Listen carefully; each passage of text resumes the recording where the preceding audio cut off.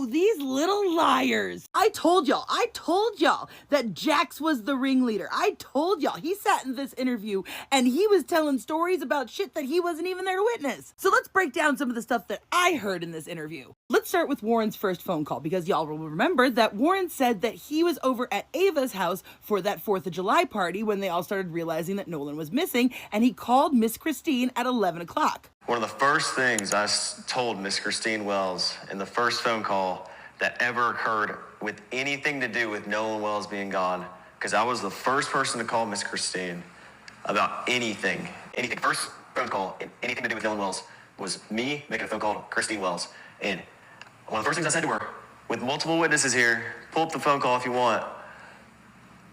She said, oh, well, Nolan's location is with y'all at, where the house we were at. And I was like, well, no, he left his phone with us. I told her this.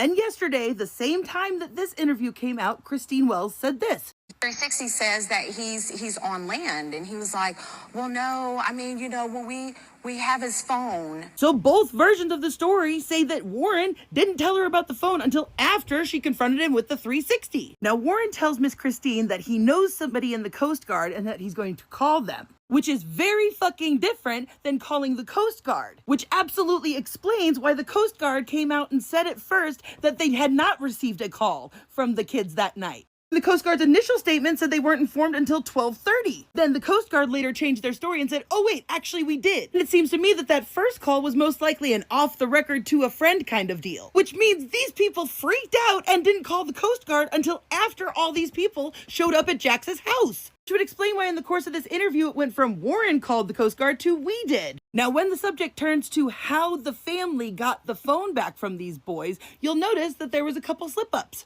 Warren, you weren't at the house, and so you weren't there when they came to get the phone and all that.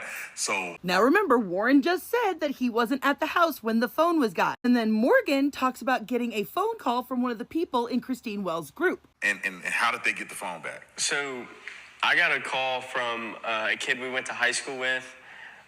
He called me just asking me questions. He saw people posting on Snapchat, like the picture that was circulating. Except this picture wasn't posted until July 5th. So how could this picture have been circulating on Snapchat that night? But let's continue. And he called and he was asking questions. He was like, where's Nolan? When's the last time y'all seen him? And then he was like, so where are y'all at? And I told him, I said, we're at Jax's house. And then Warren got on the phone